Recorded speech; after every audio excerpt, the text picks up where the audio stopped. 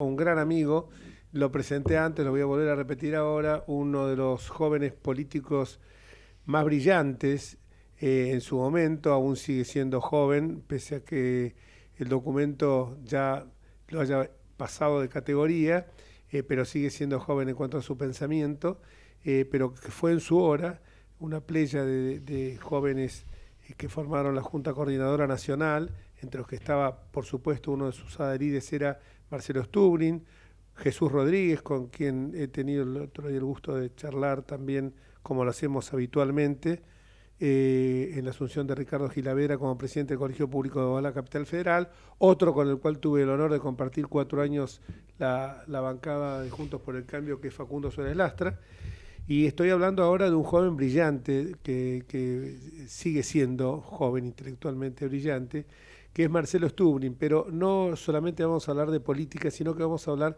básicamente de, con él, de lo que sucedió el domingo en Colombia con las elecciones, porque Marcelo ha sido uno de los embajadores, repito lo que dije antes, más lúcidos que hemos tenido, aquellos embajadores que no iban solamente a las sedes diplomáticas a ver, a tomar champán y canapés en los distintos actos de las fiestas de los distintos países, sino que realmente fue un embajador que propició relaciones y vínculos muy sólidos con Colombia, sobre todo en el campo cultural, en el campo económico, y en más de una oportunidad cuando ha venido y he hablado con él me contaba la situación, sobre todo que en aquel momento estaban en una situación muy, muy dura con la guerrilla, con la FARC en Colombia, y queremos conocer su opinión sobre las elecciones del domingo pasado, este, esta aparición sorpresiva de un populista de Hernández, las posibilidades que tiene el candidato de la izquierda, Gustavo Petro, y Fico Gutiérrez, creo que era el otro candidato, que si bien que no alcanzó los votos necesarios como para participar del balotaje. Marcelo, querido, buenas tardes, y un gusto Buenas tenerte con tardes, un nosotros. gusto. Con Osvaldo Pérez San Martino. Ruborizado por los elogios y sobre todo eso de la juventud. Tengo libreta de enrolamiento 8 millones, con lo cual estamos todavía en condiciones de seguir unos años más batallando por las ideas. Muy complejo lo de Colombia. En realidad hace muchos años que la política de partidos venía en declive, venía en crisis, ¿no? Los últimos presidentes de partido fueron Samper a mediados de la década del 90 por el Partido Liberal, y Pastrana al comienzo 2000 por el Partido Conservador. Lo que siguió fue una reformulación de la política. El presidente Uribe era de extracción liberal, pero construyó una fuerza dura, conservadora, que gobernó 8 años. Y fíjense que él fue por un partido hecho ad hoc para esa elección y se religió con otro partido que se llamaba eh, Partido de la U, en realidad era Partido de la Unidad, que luego es un partido que apoyó al presidente Santos, que estuvo otros 8 años también, Santos de extracción liberal, pero no en representación de ese partido. De modo que en Colombia lo que hay es malestar. Ese malestar que comenzó en el 19 en muchos lugares de nuestra Sudamérica, Chile, Ecuador, Perú y Colombia, es un malestar que se tradujo en el siguiente turno electoral. Y se tradujo con un desempeño del candidato de la izquierda que era impensado en Colombia, que ganó, pero no ganó, es decir, ganó, pero no llega al número que hace falta para ser consagrado presidente. Y apareció en poco tiempo un emergente, un ex Alcáramanga, una gran ciudad del interior del país, un ingeniero con una presentación antipolítica. La expresión populista es una expresión que últimamente es más un adjetivo que un sustantivo, ¿no? No se sabe qué es un candidato anticorrupción, pero tiene un proceso por corrupción que se va a resolver prontamente.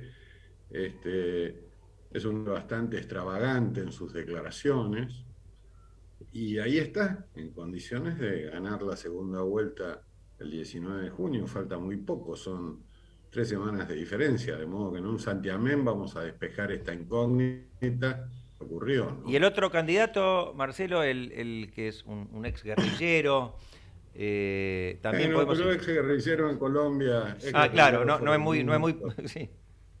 No, no, ex guerrillero no quiere decir eso. Es un candidato de izquierda, gobernó Bogotá, fue alcalde, le fue mal. Un gran senador de verba encendida, un gran orador de actos.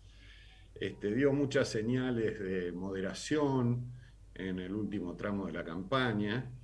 Tiene una postura muy extrema, exclusivamente en materia de la producción de hidrocarburos, que son prácticamente la mitad de las exportaciones de Colombia.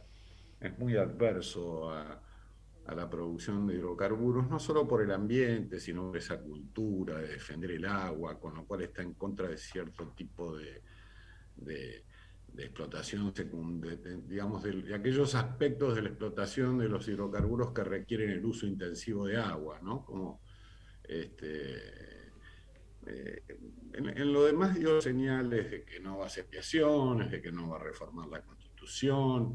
Le propuso el Ministerio de Economía a un gran economista, exsecretario general de la CEPAL, en un tuit de la semana pasada, pocas horas antes de la elección. Está tratando de dar señales de moderación, pero pareciera que no alcanza, ¿no? ¿Es El alguna voto de la, el voto de la política institucional que representaba el exalcalde de Medellín, Federico Gutiérrez, es un voto incompatible con Petro, de ahí no tiene votos para ganar. Y los que votaron por el ingeniero Hernández no tienen ningún motivo para no volver a votar por él, ¿verdad? Hubo un tercer candidato, el hombre que representaba la moción, que se llama Sergio Fajardo, que sacó pocos votos, algunos de allí podrán acompañar a Petro, otros no.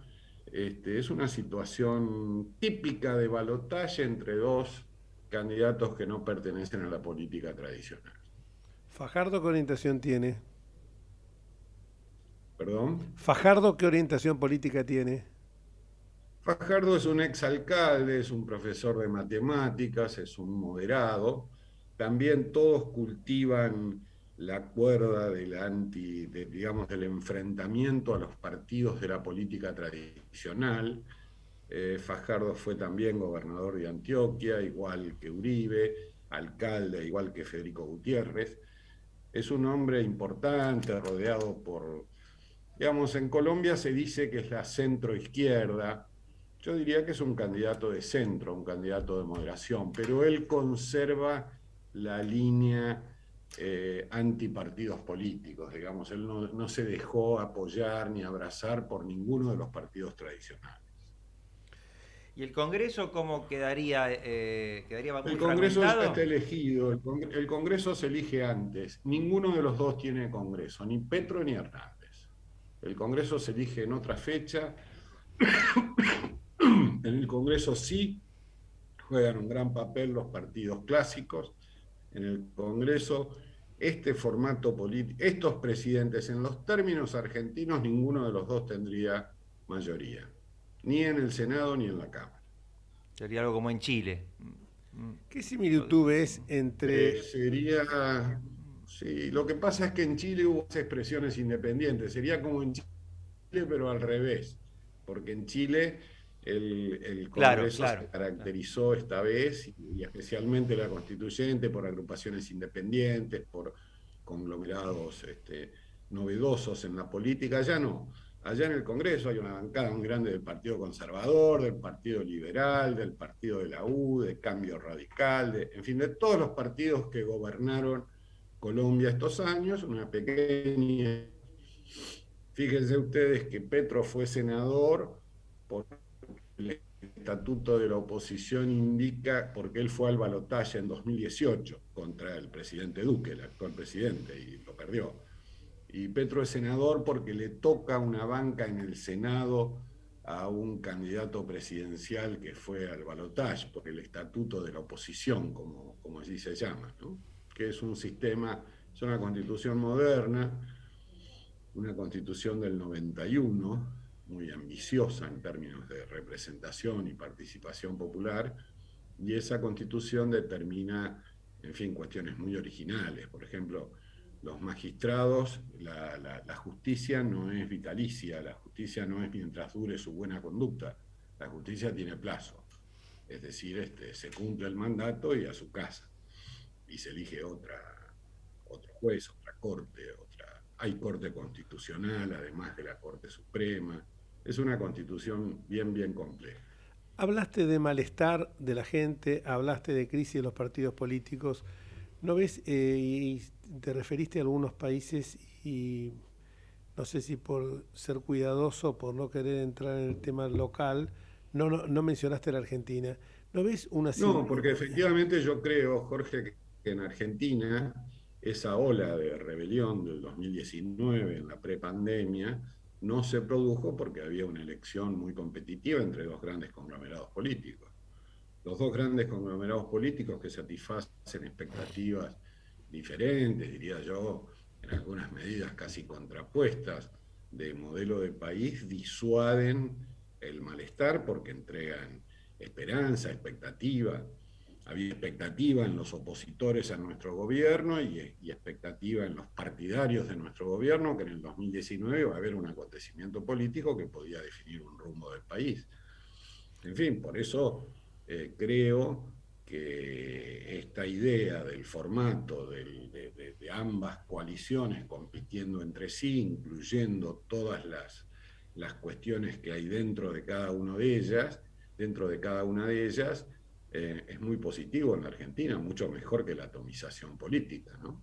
Sí, ha sido como un colchón que ha frenado todas estas revueltas que vemos, incluso más. Gana un candidato como Gabriel Boric en Chile, que si bien es un candidato que uno lo puede señalar como alguien de izquierda, cuando uno ve algunos de los actos de gobierno que ha tenido, revelan una racionalidad y le parece que la gente no acepta la racionalidad, digo, en la toma de algunas medidas económicas, racionalidad cuando tiene que enfrentar el tema de Gualmapu en el sur, que no trepidan que si tiene que mandar para restablecer el orden resquebrajado a fuerzas de seguridad o fuerzas armadas lo hace, y sin embargo... Bueno, todos buscan gobernabilidad, claro, pero son países que están relativamente ordenados. ¿Qué problema hay? En Chile, en Perú gobierna un presidente que dice que es marxista, pero el Banco Central no se toca. claro. En Uruguay gobernó por muchos periodos el Frente Amplio y fue un ejemplo de austeridad y de disciplina fiscal. En Chile gobernó la izquierda muchos años, gobernó con Bachelet, gobernó con Ricardo Lagos, gobernó en la primera coalición antes del triunfo de Piñera, y la administración financiera fue de una ortodoxia y de un cuidado absolutamente extraordinario, ¿no? Bueno, después vienen los problemas, es decir, tanta ortodoxia y tanto cuidado, resulta que tanta ortodoxia y tanto cuidado y resulta que no alcanzan los ingresos y no alcanzan las pensiones y el precio del transporte es enorme y un porcentaje muy alto del sueldo se va a emprender la luz en la casa y calefaccionar. En fin, las cosas lógicas que pasan en los países siguiendo el principio rector de la economía, que es el no. En Uruguay, por ejemplo, el pago de los servicios públicos es una aventura para cada familia. Seguro. Siguiendo con este tema, pero... Mientras acá vivimos un jubileo. Claro. Un jubileo irresponsable, pero cuánto dura, cuándo termina, en qué proporción debe terminar, es algo que la Argentina debe resolver lo más pronto posible, porque así no se puede seguir, no hay números que cierren. No hay reputación de un gobierno que permita que vengan inversiones a la Argentina, inversiones genuinas, si los números no cierran, ¿no?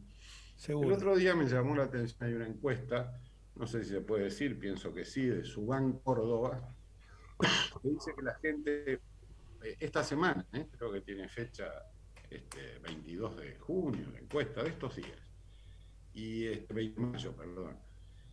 Y entonces la gente dice que quiere reducir el gasto público, 70%. Pero 70% no quiere que reduzcan las tarifas, que aumenten las tarifas. y otro 70% no quiere que se reduzcan las jubilaciones.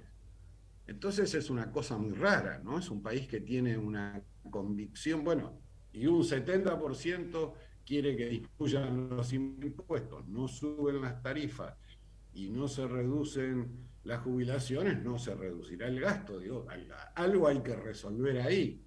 Y para eso hacen falta los liderazgos, para eso hacen falta los programas, los planes de gobierno, el crecimiento de la economía, la seriedad en la administración.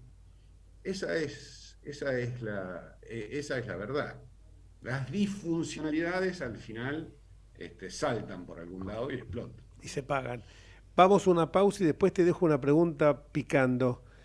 ¿Cómo ves estos fenómenos que están apareciendo, estos fenómenos que han surgido ahora, sobre todo en América, con caso Bolsonaro, ahora caso Hernández? Tenemos algunos ejemplos acá en Argentina, caso Milei, que parecería que para entrar en el sistema se presentan como antisistema, pero después, evidentemente, no quieren destruir algo que saben que es imposible que suceda porque tienen que caer, si no, en la anarquía. Y justamente ese fenómeno lo conversamos después de la pausa, que tenemos que ir al noticiero, Marcelo.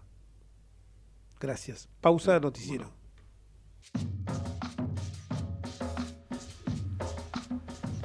Y seguimos con Marcelo Stubrin. Había quedado la pregunta que cómo veía estos fenómenos que han surgido últimamente, el caso Milei. Sí. Y bueno, el malestar provoca reacciones de todo tipo, ¿no? El malestar es un malestar con las condiciones de vida, se ve el futuro peor que el pasado, se ven las circunstancias de manera extrema. Y yo creo que en algunos casos, donde no hay política sólida, como en Colombia, llega un candidato que puede ser presidente, que dice que su plan de ajuste es vender el avión presidencial, cerrar embajadas, eliminar los 17 Bucaramanga, Bogotá y pocas cosas más. Es decir, un candidato sin programa. A eso se lo llama populismo. A mí no me gusta usar los sustantivos como adjetivos despectivos. No sé si es populista o qué es, pero es un hombre que expresa esa idea que no quiere, que la gente quiere una cosa diferente, un cambio, y algunos de estos toman exageraciones y algunas ideologías extremas se embozan en estos modelos renovadores. Así ocurrió muchas veces en la historia de la humanidad. A veces son pasajeras y a veces no, pero eso no depende de ellos, sino que depende de los otros competidores de la vida política, de la calidad de los partidos, de la calidad de la capacidad de formular. Por eso Juntos por el Cambio está tan desafiado, ¿no? El gobierno, ya sabemos, es un cachivache, es un desastre, no solo porque están peleados entre ellos, sino porque no van a ninguna parte. Y la oposición tiene el problema de que tiene que definir cuál es el callejón en el que va a gobernar, qué le va a proponer a la Argentina. El callejón del 2015 parecía claro. El actual es un poco más complejo. Nosotros no vamos a conseguir los votos del 2015. Necesitamos otros votos, otra presentación. Una presentación más cuidada, más formalizada, más programática, más seria, que sea producto de discusión. Y tenemos poco tiempo. Tenemos ya menos de un año. En junio del año próximo se estarían inscribiendo las alianzas. Nosotros queremos que se conserve la fuerza que fue capaz de ganar en el 2015 y en el 2021. Queremos que esa fuerza esté presente en el proyecto electoral. Creo que tiene que ver con el futuro de la Argentina. Creo que allá hay calidad, honorabilidad, decencia, fuerza política en todo el país. Creo que el interior le va a pedir a los dirigentes de la capital que sean capaces de resolver este desorden de superficie que aparece, y creo que resolviendo las cuestiones programáticas hay que ir a esta contienda electoral del 2023, ¿no? El gobierno no las tiene todas consigo, no solo por su desorden interno, que sería lo de menos, sino porque el rumbo que proponen no existe en ninguna parte, no es sustentable. La demagogia sin plata no sirve, no se puede hacer. Y dentro de la coalición en particular, ¿cómo ves actualmente a la Unión Cívica Radical? Bueno, la veo muy bien, con muchos candidatos, con mucha dinámica, pero sobre todo con una gran potencia en los principales distritos del país. Yo miro Mendoza, Córdoba, Santa Fe, Entre Ríos, Buenos Aires, a provincias clásicas donde el radicalismo tiene vigencia, como Jujuy, Corrientes, etcétera, y veo un partido que está vivo, que está anhelando realizar los aportes que les corresponden a nuevas generaciones de líderes, con mucha gente que se ha incorporado y que tiene cosas serias para decir. Veo también una gran voluntad de asociarse con las otras fuerzas. Mira, el otro día estuve en Santa Fe, asumía el presidente del comité de la provincia. Dedicó 35 minutos del discurso a hablar bien de los otros radicales y de todos los asociados políticos, incluidos el PRO, que estaba sentado en la platea, y de los realistas y del ex gobernador Bonfatti, que estaba también sentado en la platea. Es decir, encuentro que el interior le va a reclamar al liderazgo nacional del PRO, del radicalismo y de la coalición cívica que organicen las cosas para presentarse compitiendo, como se hizo en muchas provincias a través de la PASO, o poniéndose de acuerdo. Pero es indispensable que esto ocurra. Y creo que si esto ocurre, hay un triunfo. Pero no un triunfo que restaure el 2015, un triunfo que plantee otras circunstancias, otra estrategia, otra situación, porque el país es el mismo, porque nadie se baña dos veces en el mismo río, porque la idea, un poco ingenua, pero la idea de que la reputación de un gobierno que podía hacer cosas bien y ser decente alcanzaba, es una idea, es una quimera, no es así. Hace falta mostrar los números, hace falta mostrar las cifras, hace falta encontrar financiamiento para los programas públicos y hace falta darle a la Argentina la posibilidad de producir, la posibilidad de exportar. Tenemos una oportunidad extraordinaria. Sí. Esto del gasoducto que no tenemos para aprovechar el gas de Neuquén es una barbaridad. Parece un chiste de mal gusto. En un mundo que reclama, el gasoducto, en un mundo y que ahora reclama, se reprochen entre ellos que no lo hicieron y nuestro gobierno lo había licitado y anularon la licitación. Son unos salvajes. Hacen todo tarde y mal. En un mundo que reclama gas a los gritos, ¿no? Con la guerra que... Y alimentos. Y alimentos. Y productos industrializados de los alimentos. Exactamente. Estamos en una época, no tenemos vencimientos importantes de deuda hasta el 2024, hasta el 2025. No sé, yo no puedo entender la torpeza, la obcecación, la miopía de este gobierno.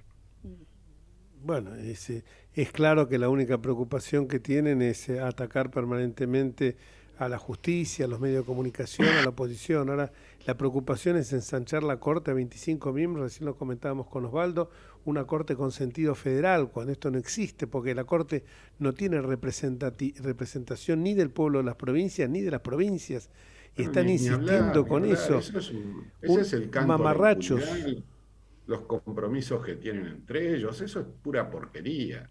Pero el problema es cómo Juntos por el Cambio logra formular un programa creíble. Y hay economistas extraordinarios y están todos de acuerdo entre sí y se sabe lo que hay que hacer, sin cosas extremas.